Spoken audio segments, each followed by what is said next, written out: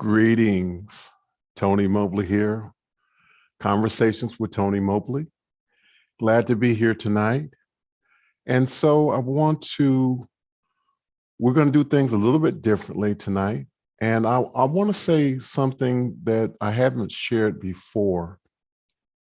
And that is that Conversations with Tony Mobley is actually a working lab.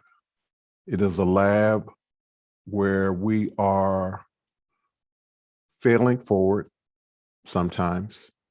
And it's important for people to know that we don't have it all figured out. And so it makes it real for those who think that high-end professional video production is a perfect vehicle, because it's not. You have to learn, you have to work at it, and you have to put in time in perfecting things. So part of this conversation is about people, regular people, learning that whatever they're doing, they can get better at it. And so we don't mind failing forward. So there are going to be times when we are cutting the show, and we may not have cut a show before. We might be doing questions.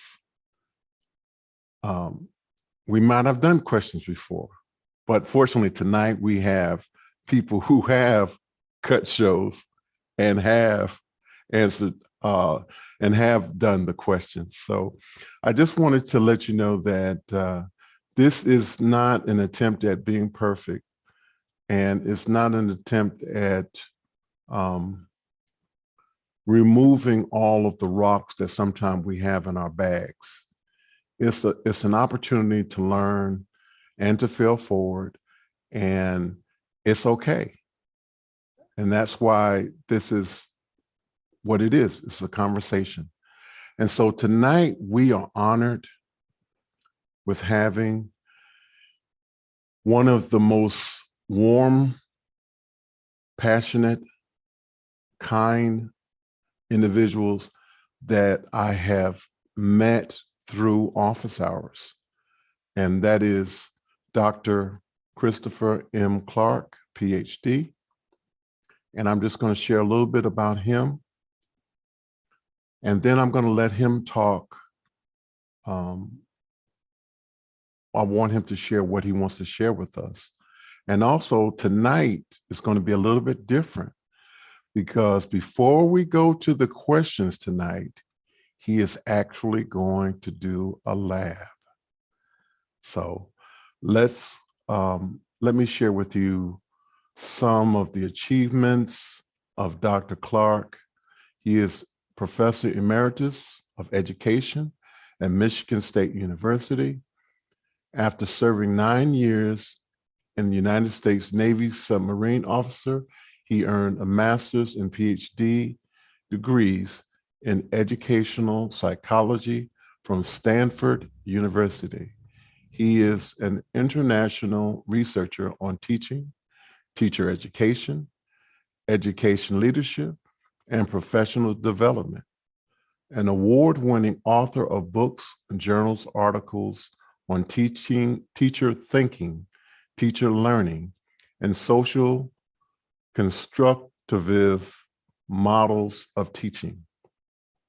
Chris serves as a senior researcher at Michigan State University Institute of Research on Teaching, co-founder of the International Study Association of Teachers and Teaching, director of School of Education at the University of Delaware, president of the Bryn Athyn College, Fulbright Research Fellow at the University of Haifa, Israel, and I apologize for messing that up, and as director of Doctoral Program of Leadership and Innovation at Arizona State University.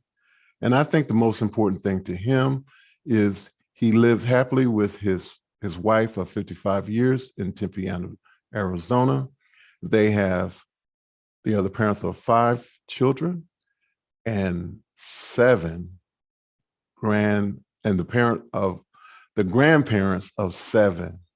So help me in welcoming Dr. Clark to Conversations with Tony Mobley by giving him a hand before he comes. Thank you, Dr. Clark, for being here. Thank you, Tony, for that embarrassingly full introduction. It's mostly true. And there's more because I'm old. And when you get to be old, you have a lot of things that you've done. And fortunately, I was able to stop doing the things that I wasn't very good at and move on to other things. That's why there's such a long list and why I've moved so often. We've lived all over the country as a family and traveled much of the world. So but all of that has led me to believe that there are just a few fundamental things that matter. It's not a matter of having mastered 37 different skills or cultures or approaches to teaching.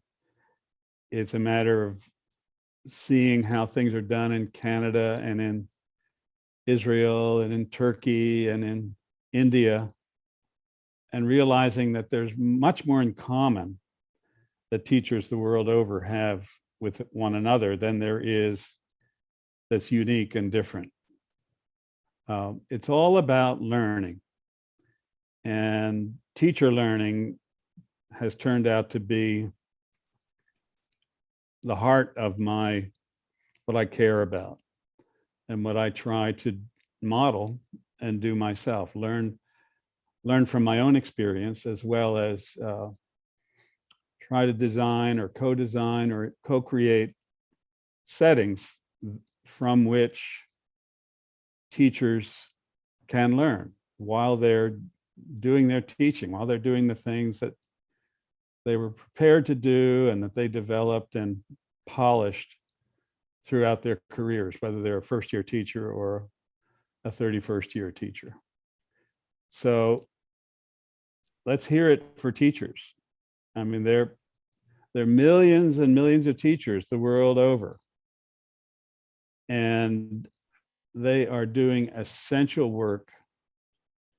Farmers and teachers are underappreciated, and without farmers and without teachers, we wouldn't exist. Thank you so much for that, Dr. Mothers, Clark. farmers, and teachers. So we can get 4-H involved later in the series, Tony. Get the farmers here. Because we can't really do without them either. I think I'm not sure that we recognize the magnitude of your presence here, and I don't think that I'm exaggerating when I say that the wealth of knowledge that you can share with us tonight, and not just tonight, but I'm just going to go ahead and put in a little plug for part 2 or part 3, whatever we need to do going forward. But in all seriousness, first I want to say I'm honored because you've chosen to participate in this conversation with me. And I don't take it lightly. You did not have to say yes. And I appreciate your kindness. And I know that going forward, we will all be richer for having had this conversation. So again, thank you so much. And I really appreciate it. Thank you, Tony. I particularly love the way you've named this series with the word conversation. I think that's an underappreciated phenomenon that in a way, it's one of the greatest inventions of human culture is conversation. Getting out of our own heads, hearing perspectives different from our own, being appreciated, being listened to, as well as hearing things that make us think, help us see life through other eyes than our own. So all of a sudden, conversation becomes the electricity that keeps a culture vivid, keeps it going. Conversation permits education, learning from someone else. It helps people fall in love. Without conversation, you wouldn't know. You wouldn't know You're right. what she would prefer to receive as a birthday gift. How she feels about the bow ties you wear, Tony. So I think conversation is an underappreciated medium for the things that we do as human beings that makes it possible for 9 billion of us to live on the same planet. Makes it possible for us to raise children and grandchildren and create a history and a culture. So the fact that you've named your show Conversations with Tony Mobley is a testament to that. And what I want to propose to do, and this is an experiment that I've never tried before. So thank you for your introductory remarks about this being a work in progress, because it really is. Absolutely, it is. I've seen the previous shows where your outstanding guests blew us away with their responses to questions from the panelists and from the participants. And I love the idea of having a lab as a common feature of each of these guest appearances. Yet I think that because the questions are so good and tempting to answer at length, we tend to run out of time for the lab. So my experimental proposal was, let's start with the lab. Then we'll have something more to talk about. Everybody on the panel, at least, will be on the record. We'll learn some more about one another if this works. If it doesn't work, I can change my name. I can. I assure you that won't be rename necessary. Myself. That won't be necessary. So that's what I proposed. I tried to give you advance warning about this in an email, but there's so many different ways to reach Tony Mobley, and not all of them work in a timely manner. So it was kind of a surprise to Tony a half an hour ago when I proposed this flipping of the order of service, as I called it. But And here's it's what I fine. propose, and you guys can veto this or modify it as you see fit. But my proposal is that each panelist who wishes to would tell a short story to the rest of us about your first job. Most of you had a first job. And what was your job? And what did you learn from that you still remember today? It's still an important part of your repertoire. Go ahead, John. So I guess you'd say my first job was working for my father on the farm. He raised livestock, cattle mostly, for a living. And I learned that I really hate manual labor to this day. That has been my number one thing that I took from that. And I think that was something that displeased my father greatly, because he was a hands-on kind of person. But it's also made me who I am. I work with computers. I don't have to do a lot of physical labor. I love the outdoors, don't get me wrong. But hauling hay is something that I just do, especially in a North Carolina summer where it's 95, 100 degrees, and you're sweating so much that you can't tell if it's raining.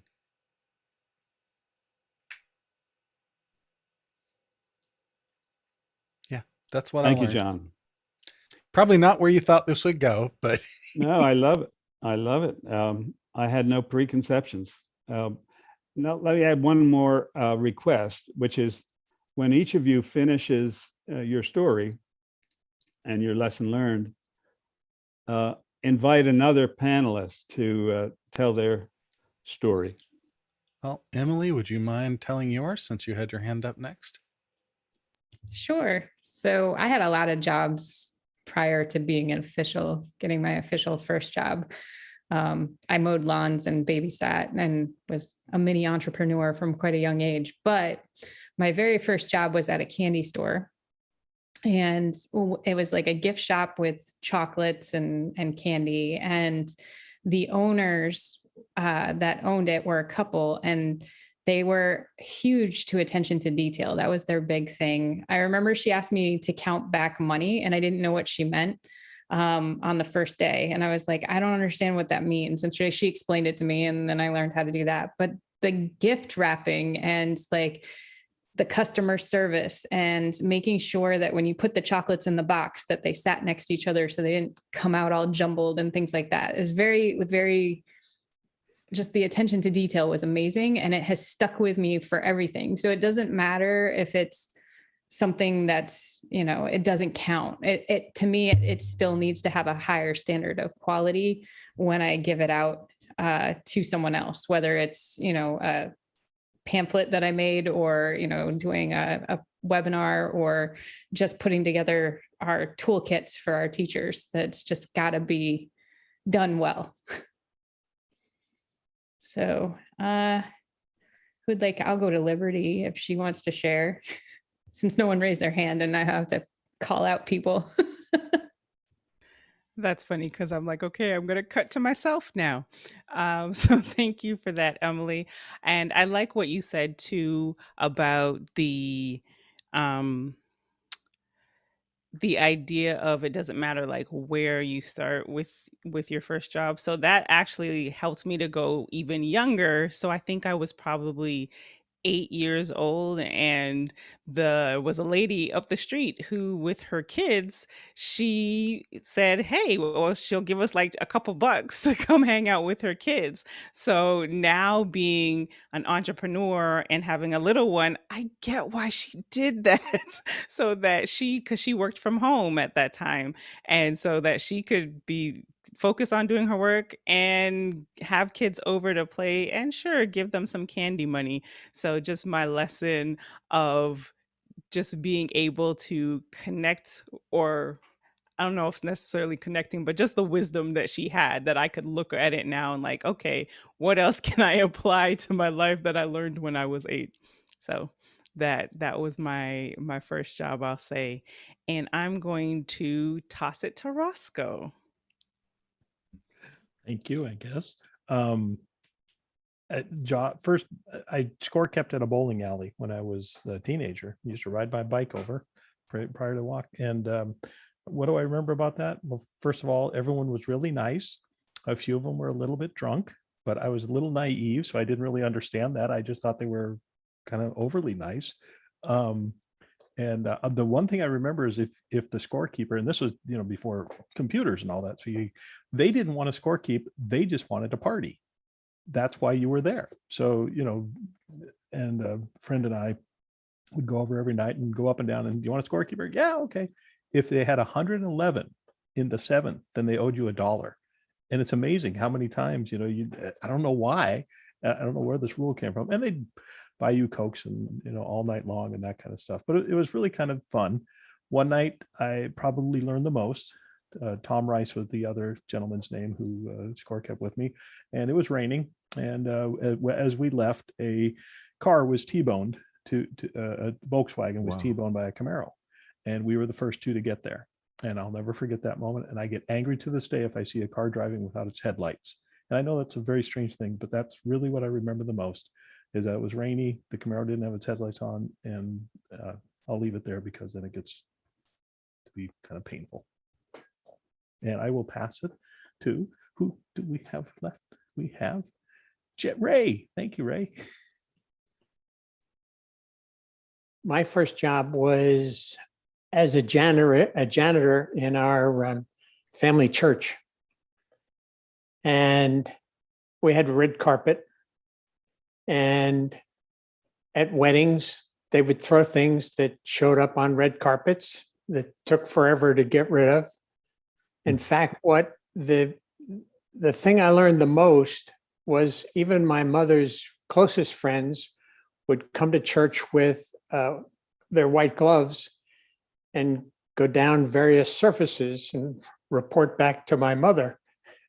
I actually had 370 bosses. And that's when I learned to do a job thoroughly and to do it right every time. And that's served me well. Fantastic. How about you, Tony Mobley? My first job was, I went to a parochial high school. It was led by Benedictine monks. And actually, it's very, well, this is another office hours education thing that is going to mushroom out of this conversation. But let me just say that because it was in the inner city, they actually allowed me to work at the school in the monastery where the monks were. I was able to, I started working in the kitchen, and I'll give them partial credit for me being able to be a pretty good cook, and also allowed my wife to be able to benefit from 31 years of marriage as the primary cook in the home. And so it was, I learned everything that you can learn about cooking for large groups. And it was a very good experience. And I eventually graduated to become the switchboard operator. And they said that I had a good voice, and so that I could, they liked the way that I sounded when I answered the phone. And so I would answer the phone, Newark Abbey, may I help you? And they were very happy with that. And so that's that was my first job. And so I'm going to pass it to you now, Chris, about your first job. Thank you. Well, I had the advantage of having thought about this for a couple of days. But my first job was at what was called in the day a luncheonette, a place that served ice cream and sandwiches. It was in Center City, Philadelphia, downtown. It was a summer job after my sophomore or junior year of high school, I forget which, but it was like 1958, where the national minimum wage was $1 an hour back in those days, plus tips. So I commuted to downtown on the subway in Philly. We didn't have a car, and there wasn't any place to park down there anyway. So back in the day, what I learned, among other things, was that I was there to make the customers happy, not to express my own happiness. So the way that showed up was I listened to a lot of music as a teen, and there this luncheonette had a soundtrack, an early version of Muzak, I guess. And I would be tempted to whistle along with the songs that I knew and liked. And several times I was instructed by the manager, don't whistle, don't whistle. This is not a concert hall. This is not for your pleasure or to draw attention to yourself. This is for our guests, our customers. So my spontaneous sharing of my engagement with the music was frowned upon. And so that stayed with me. And today, even today, 60 or 70 years later, it's reflected in a question I always have to ask, which is, who are we serving here? The answer shouldn't be, I'm serving myself. The answer is somebody else. So how do I look at the situation, at the service we're providing, and ask, well, how is it being beneficial to the other, to the person who we've arranged to serve? And I think that applies in all of your experiences as well. But it's a good question to ask of yourself. It's not, how can I climb the ladder, or how can I wangle a raise, or how can I meet my needs more effectively? It's how will this help the other, the person, whatever my role or profession is. Most of the time, it's primarily about serving another. We may benefit from that as well, but that's not the first question to ask. Wow. Thank you so much for that, Chris. Thank you very much for that. That gives me a lot of perspective, hearing everyone's sharing on their first job. And particularly the last things that you just said too, because one of the things, and I'll be frank and honest, I've asked Alex Lindsay, and I've asked others who are leaders in media, how can I get better at being a host? And the thing that they shared with me is that it's not about you, and it's not even about your guests or panelists. It's about those who are listening, and that my job here is to be an advocate for those who are listening. They are the most important people in the room. And so I share that with all of you because that was shared with me. And so that all of us can get better at this. So Chris, thank you so much for sharing that because it makes it real. And that's what I'm trying to do here. I'm trying to have meaningful conversations that break through. So thank you for that. Yes, sir. Now I have one question for the participants who've been listening, the very people you're thinking about and concerned about. And that is my hope and my guess is that each one of the participants who's been listening has also thought back to their first job. Who knows how much processing they did about that, but everybody has an answer to that question. And some memories, some of them are great memories, and some are not so great perhaps. But I think that's another angle on getting everybody engaged. Over the months, we've heard a lot of questions on office hours on the education portion on Saturday mornings. How do you get students more engaged? And part of the answer I believe, is put a question out there that everyone can answer. Even if not everybody gets a chance to voice it. If you can get people revisiting their life experiences and listening to the life experiences of others, that counts as engagement.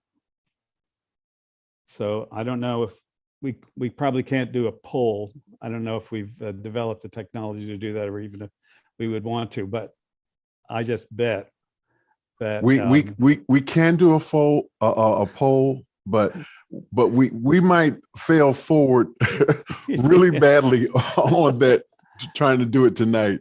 So we're going to pass on that, but we will work on that for our next conversation. And so we're going to go ahead and go to the questions now. And Emily Russo is going to lead our question reading, and so we're going to go there now. So thank you, Emily, for being here, and thank you for doing this. Yeah, no worries. So our first question is from Laura Thompson, who was going to be here tonight, but was having a little trouble. So hopefully she'll get to hear her answer later. She wants to know, what do faculty need in order to support or need to support students and the support staff to support the students, which she mentioned was a little hard to understand, but I think Chris understands what she was asking. We'll see. But we did chat with Laura in the pre-show. I think what she's asking is what kind of support from staff at colleges and universities do faculty members need or want?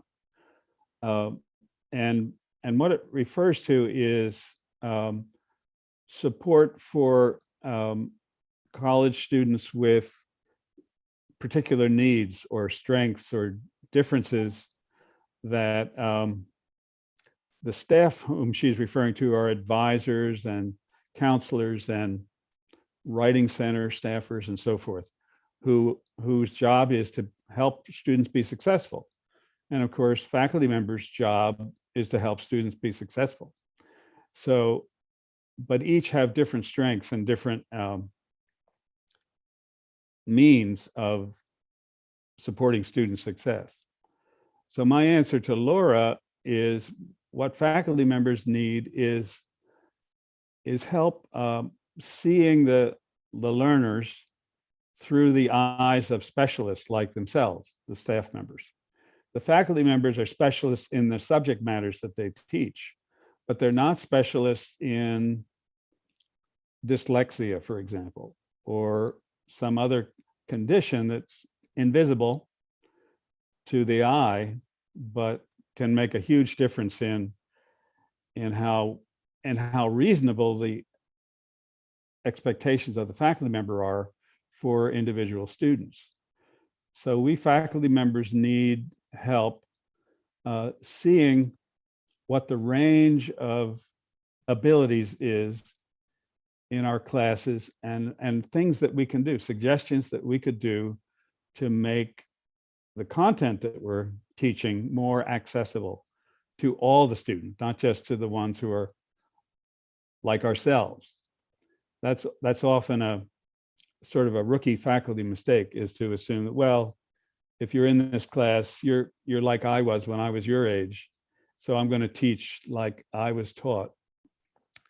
And that doesn't work for a large fraction of the students who aren't like I was at that age. Mercifully, they're not the same as I was. So that's what we need. We faculty members need from specialist staff is to be helped to see who our students are and how we can be helpful, how we can make what we have to offer accessible to all of them, and what it's going to take on our part to see to it that everybody succeeds, not just the ones that already knew what we had to offer, or the ones that had transcripts like our transcript. All the students if we're doing our job, all of our students will succeed. Chris, I Well, have a question for Go you. ahead. So, having heard everything you just said, how do we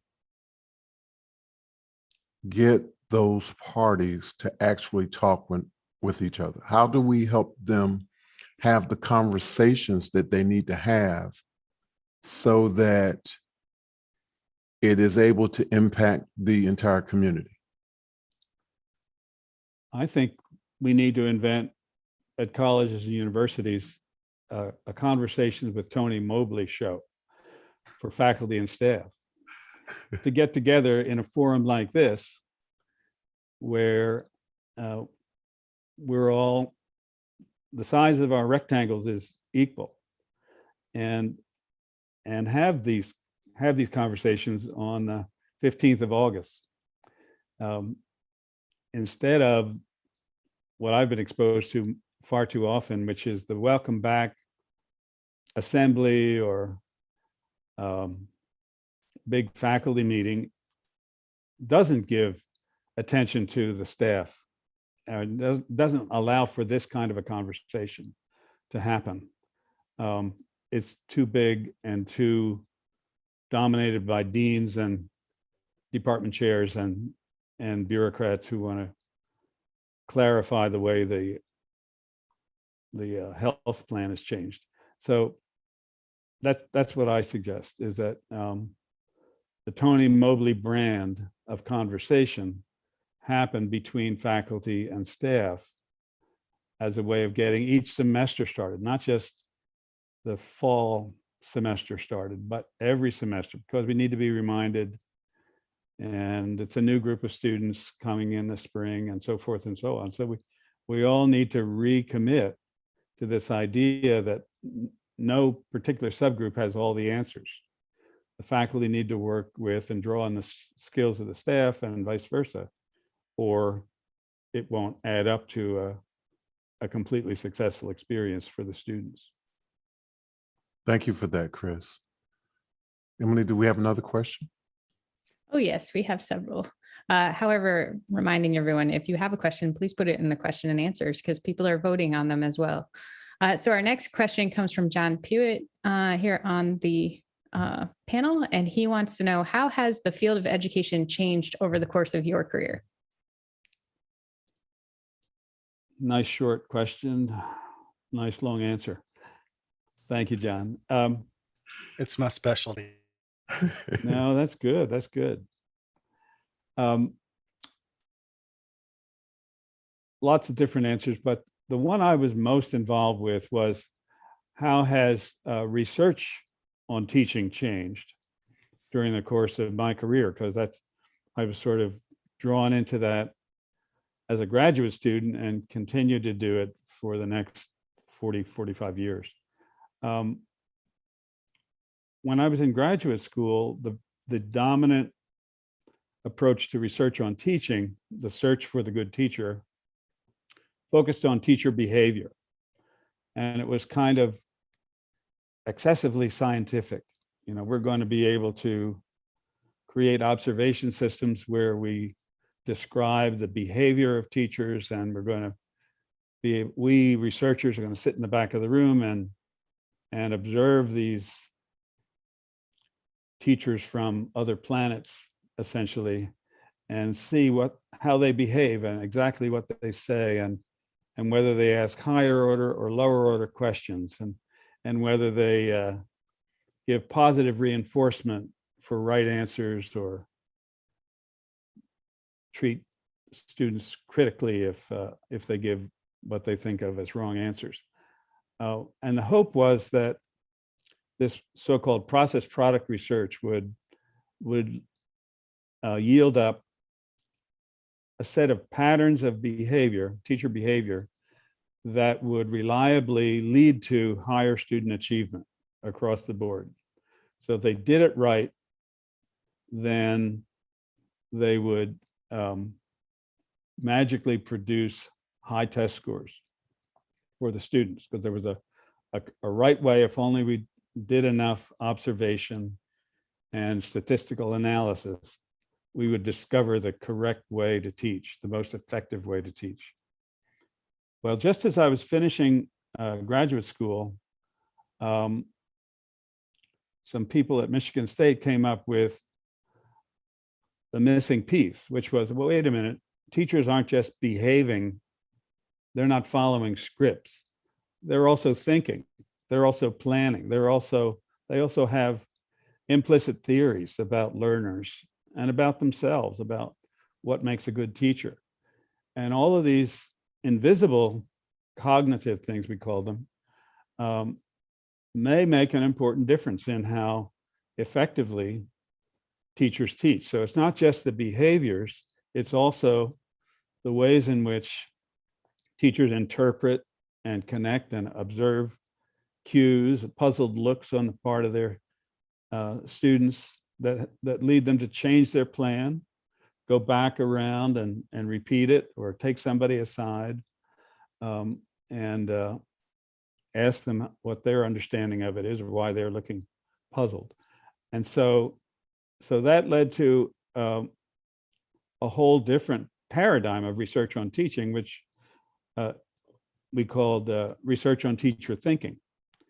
And it wasn't to replace research on teacher behavior, it was to supplement it, to say, well, we can't just count on what we can see. We also have to take into account the way teachers think. They think like a teacher, but we don't even know what that is. So, and the wonderful side effect of that was we had to include teachers in the research process because we couldn't see them thinking. We had to ask them to think aloud and to share with us their plans and the reasons for making the change of plans that they did, and how they fixed what they thought of as errors. You know, I taught you the wrong thing yesterday, but we have tomorrow to fix it.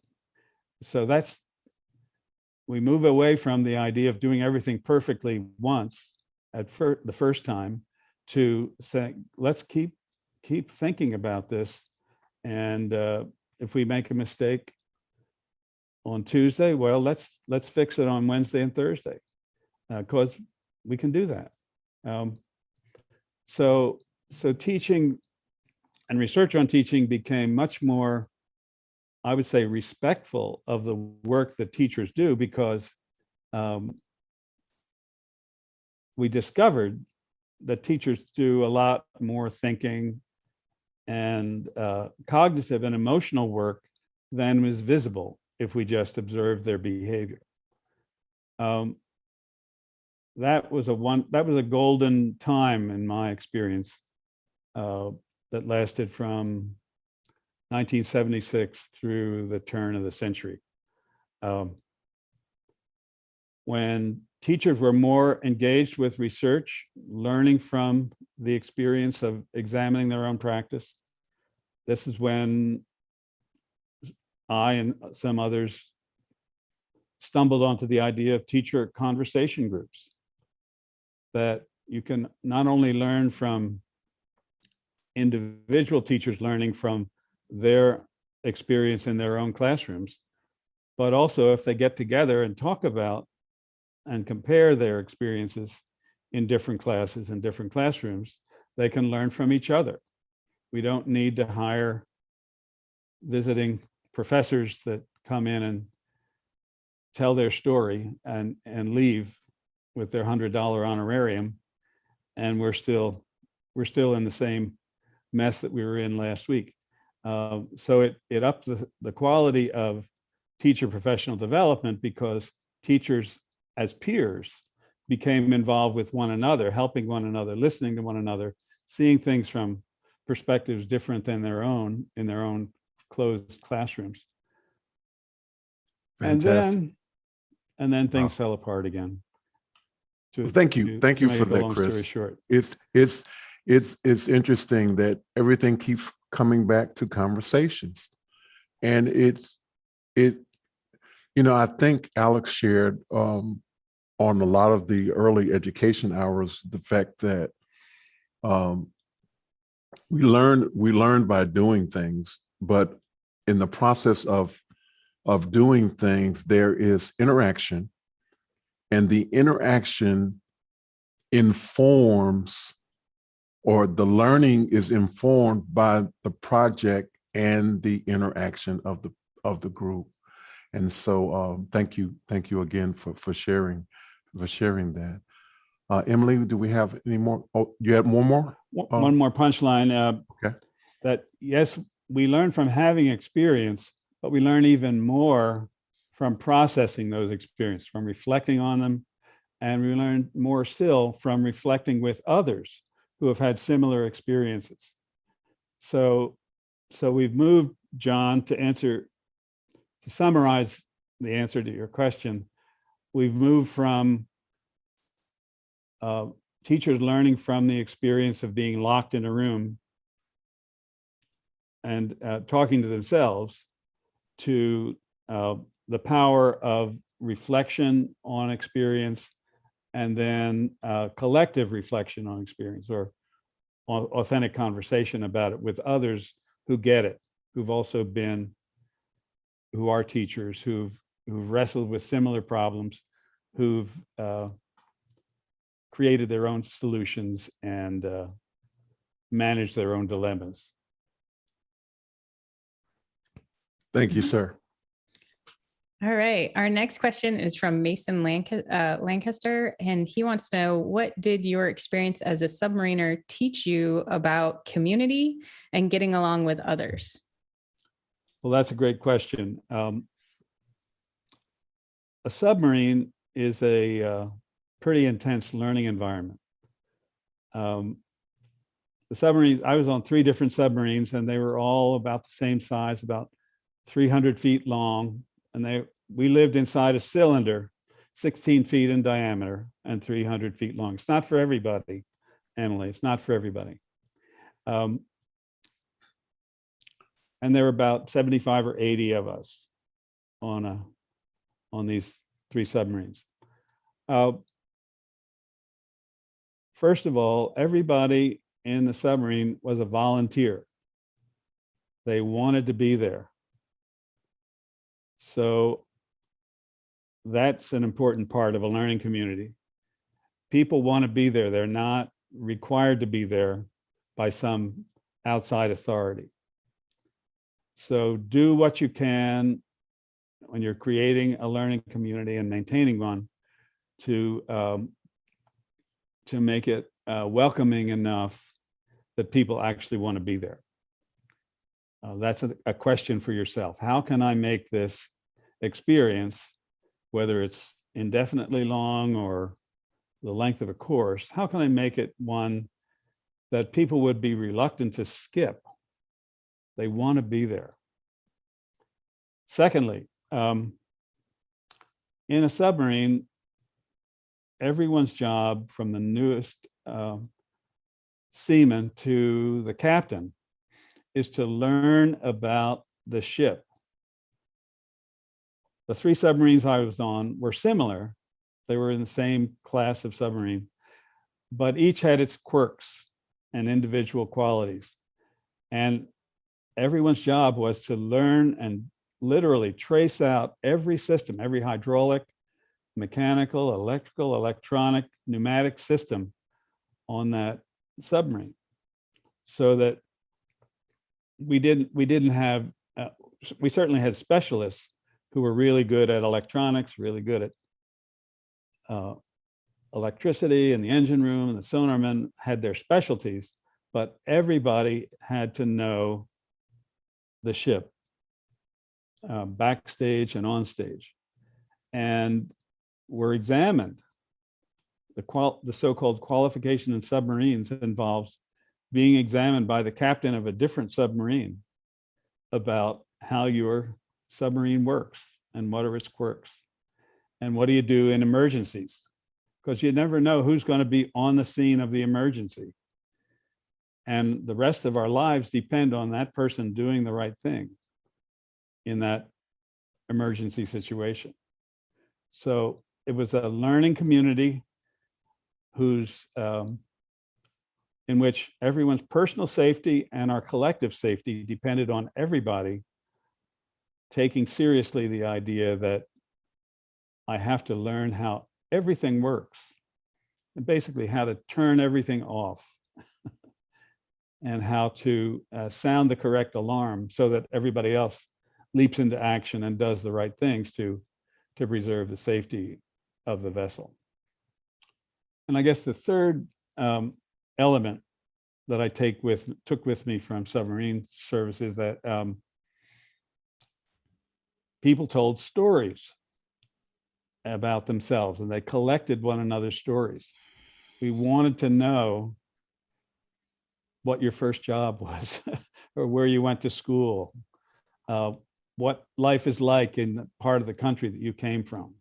People came from all over the country. And so that storytelling and sharing of our backgrounds, our values, our points of view, our families outside the crew made it possible for us to become a functioning learning community. We knew who we were listening to, who we were talking with. We were connected. And again, this certainly maps nicely onto a learning community in a school setting, that if you spend, in my case, we used to spend a couple of days, the first couple of class days, getting to know one another and students interviewing one another. And it seemed like, to some, like wasted time because we weren't focusing on the subject matter topic at hand. Takes a long time. And I even required that students memorize the names of all their classmates. And I gave a little test to see who could, after everyone had introduced themselves over a period of 2 days and told stories about their lives and their aspirations, then the test was, who are the members of this community? And I didn't take any points off, but I made it clear that your job was to listen to your classmates and begin to get to know them, rather than to just wait until your turn came and you give your blow away autobiography. So those are 3 lessons. Also, of course, there's a fundamental lesson in all submarines, and that is to keep the water away from where the people are. So that kind of applies to teaching too.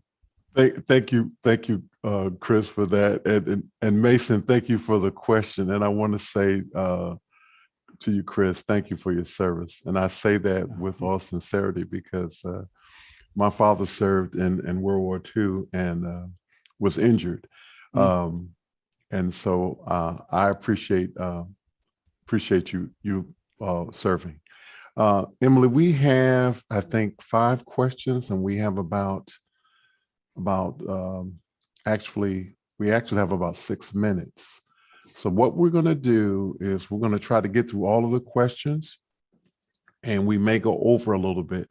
And I want to apologize in advance to our attendees, and I want to apologize to Chris as well that we're going to go over the hour. And so we're going to try to do a little speed round with the remaining questions, but I don't know how we're going to do it because I looked at some of those questions and there are some really good questions. So let's go, Emily. All right, next up, Dan Huber asks, I work in higher ed and instructional technology. The School of Education is one of my favorite departments of people to work with. We have several model classrooms on campus. Do you think that this is the best way to educate future teachers? Yes and no. It's good, but it's not sufficient. Model classrooms and lab schools, they are also called, are a wonderful way to get students whose life is centered on the campus engaged in something that looks and feels a lot like being a teacher. My advice would be to start with freshmen, or the first sign of interest in majoring in education or becoming a teacher, to get those college students into the model classrooms and the lab schools and so forth. Because college students who come to college and decide that they want to become teachers sign up for a major in education because they want to teach right now. They don't want to learn educational psychology and the history of education in the progressive era. They want to do something with kids. They want to teach.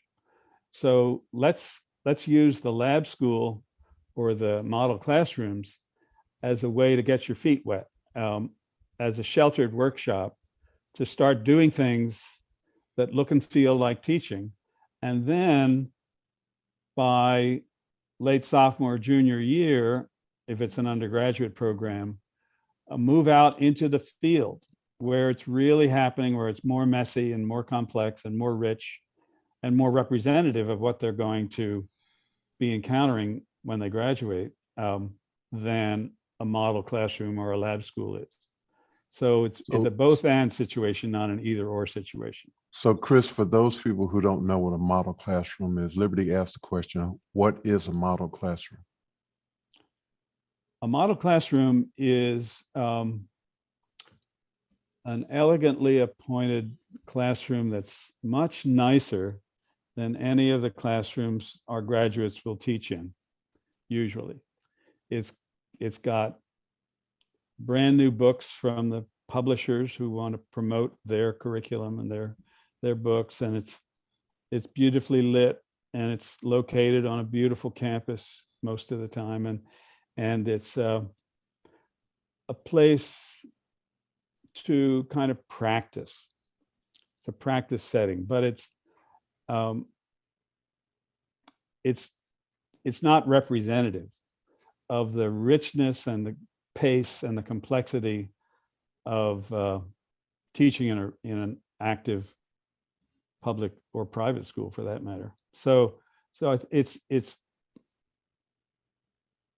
disconnected from the richness and the messiness of K-12 schooling, and it's more like what college professors would like their kids to be in. It's idealized, and there's a place for ideals, but it's not sufficient to prepare you for the first year of teaching. Thank you, sir. A much less ideal setting. Thank you, sir. Next question. Our next question comes from Alicia Sumner, and it says, amid dwelling school budgets and resources, outside of more personal financial donations, what role can parents play to support their community schools to ensure an enriching learning environment? Well, we could use a whole hour on this one, but basically my short answer is figure out ways to let teachers know how much you appreciate them. Your job is not to criticize the general manager or the pitcher. It's to be supportive. And even the question, how can I help, isn't sufficient, because again, that puts pressure on the teacher to figure out, well, how can I answer that? How can I help? Instead, ask yourself, how can you help? What can I do to be supportive? What can I do to acknowledge that I get it, that teaching is a very difficult job? Sometimes that's enough. That teachers will understand that you've got their back, and that you care about the fact that they are getting to know your child, and that most teachers I've ever encountered want your child to be successful. So part of the way you can help, of course, is at home. Say, well, you want to be on the side of supporting the teacher, not being the critic from afar. If teachers feel that when you come to parent night, that you're full of thank yous to the teachers for the work that they do, even though you don't know all the details, that goes a long way to helping them continue in the profession. That's a big worry of mine, is that a lot of teachers are leaving the profession before typical retirement age. And it's been a very hard year. So whatever we can do to appreciate that it's been a very hard year for teachers may keep some of them hanging in there for the next generation of students. Thank you for that, Chris. Next question, Emily. Sure. Next question comes from Tony Mobley. It says, do you think Zoom fatigue impacts students? And what can help teachers beat it? Would you tell me the key, repeat the first sentence there? Sure. Do you think Zoom fatigue impacts students, and what can teachers do to help beat it? Yes, Zoom fatigue, if we can use that term. Fatigue affects all of us. And we're not used to sitting in a chair for many, many hours and intensely squinting at video of variable quality and audio of variable quality and sometimes interesting and sometimes not so interesting. One of the things we can do, and we've seen this before Zoom existed, was some of our smart teachers say, well, every 20 minutes, I get people up, stand up, stretch, walk around a little bit. I think for me anyway, that my so-called Zoom fatigue isn't unique to Zoom. It's a physical thing, physical and psychological, that doing one thing for an extended period of time is not the way we're built. We're built to move around, and teachers do move around usually when they're teaching face to face, and kids do squirm, but so I think shorter teaching episodes on Zoom would be better. Less of the teacher talk and more of the peer-to-peer interaction, whether it's in breakout rooms or in something like we did tonight. It was more interesting to me to hear 6 or 7 different stories of the first jobs than I'm sure it is people listening to my long monologue answers to these questions. So again, think about the physical part, be shorter, trust that people will continue to think about these ideas even after you stop talking, and treat yourself that way too. Drink water.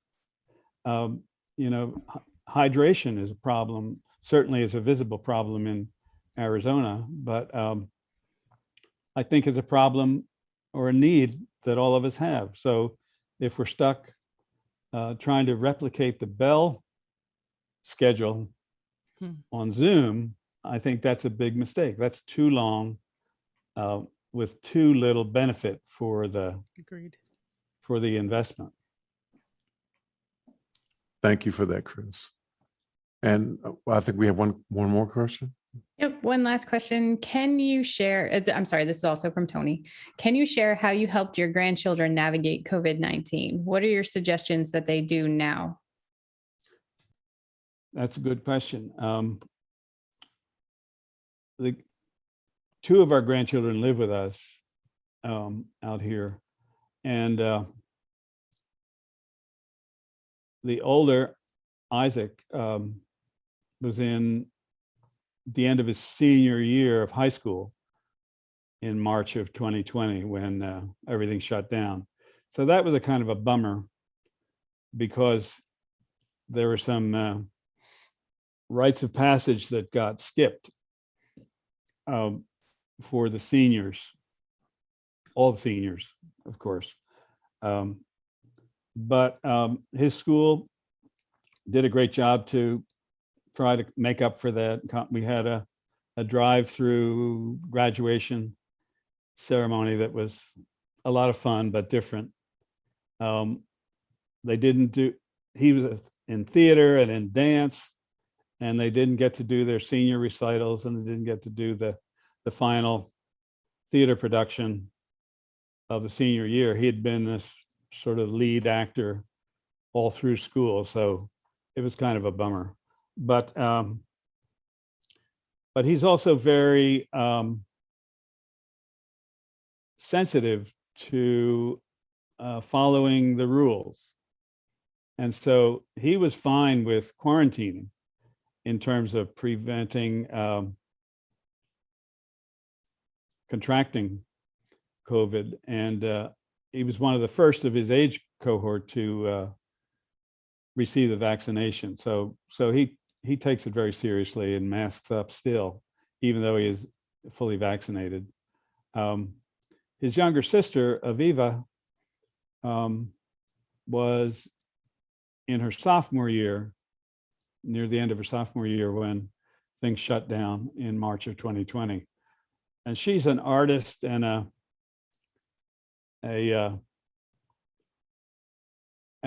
athlete and an inspiringly flaky person, a leader. She's a taller version of Emily. That's what my hope for her. In any case, she was very good about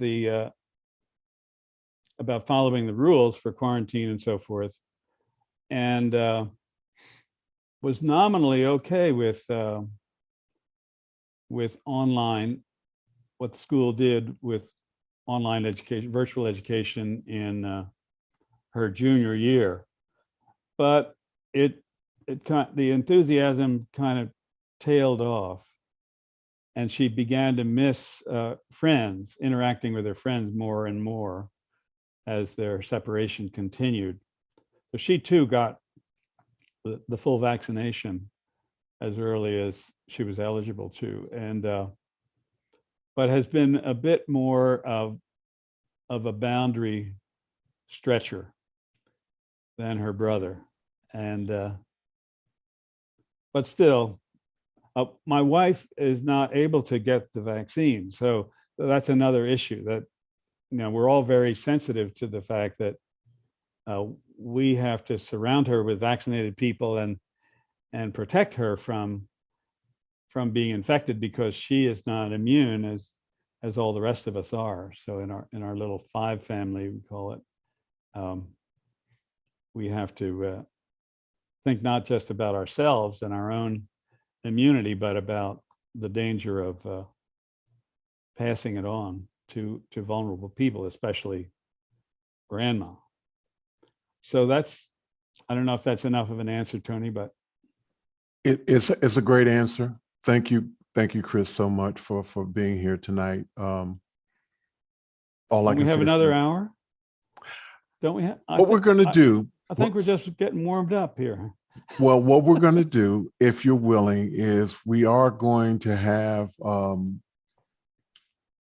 little bit more relaxed conversation when we end YouTube.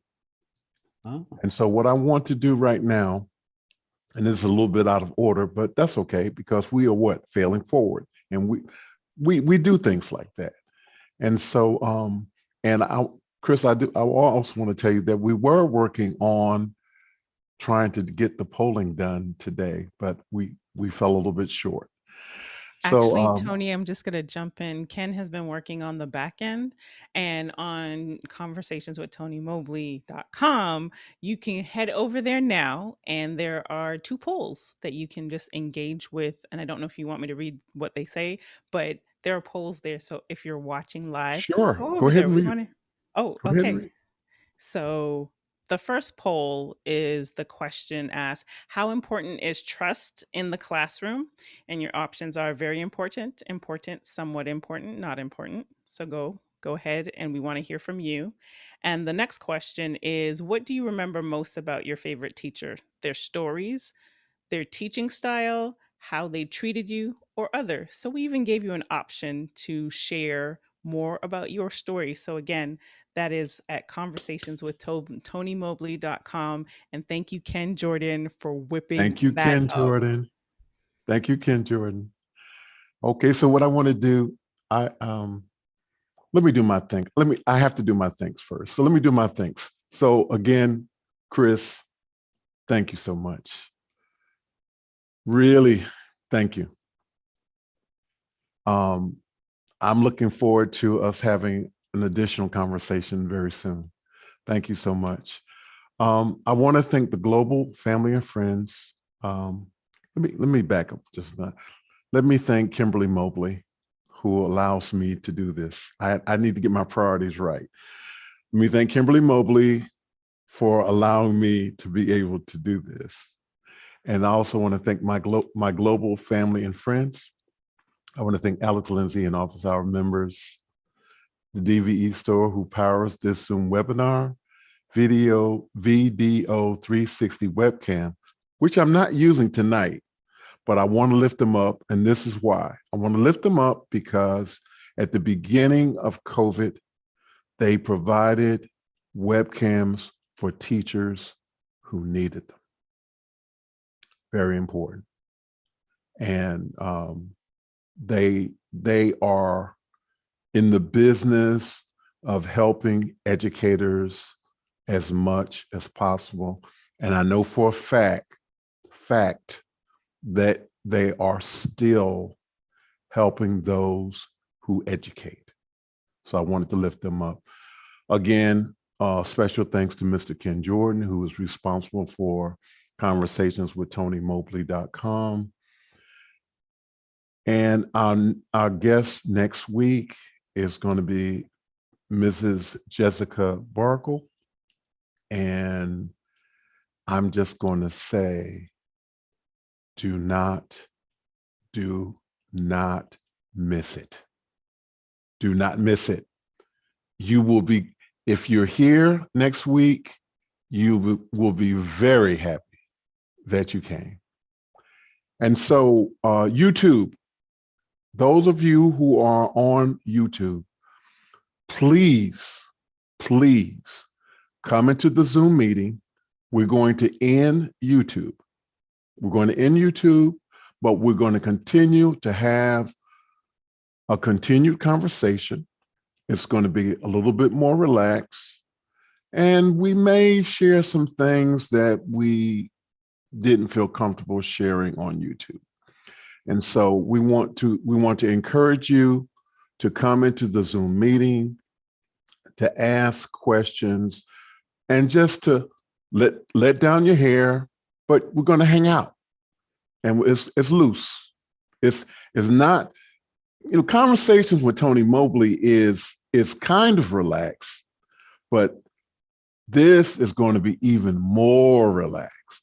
So if you can, I ask you to come into the Zoom, raise your hand. Those who are here right now, you want to come on camera.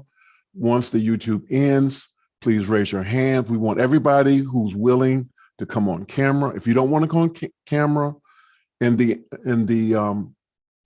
post, I call it the CWTM Community Fellowship Hour. So it's the fellowship hour. So we're going to fellowship. So come on in, fellowship, come on camera. If you don't want to come on camera, that's okay. You can still come in and you can still talk, even if you're not on camera. So come on in. So I invite you to do that. And so the last thing is, again, Chris, thank you, sir. Appreciate you. Emily, thank you so much. For Liberty, Roscoe, John, Ray, thank you all so much for being panelists. And I want to say thank you, everyone who was here. And I was looking for my niece. She slipped out, Alicia. That's my niece. That's one of my, I got a whole lot of nieces. And so you will be seeing them. I'm working on another niece that lives in Florida, lives in Massachusetts. And I said Florida, but she might be moving to Florida. So, and so I'm working on my nieces for you guys to get to know them, because most of them are doing something in education or marketing or something that involves people learning. And so I think this is a good place. And I'm also inviting them to come to the education hours and office hours education as well, because there's so much. And if you can't make Tony Mobley's conversations, definitely want to make office hours, and especially the education hours, which is now being led by Emily Russo. So if you can make it, we want you to come to that. And so, and I'm going to end the YouTube right now. Thank you guys so much. Appreciate everyone.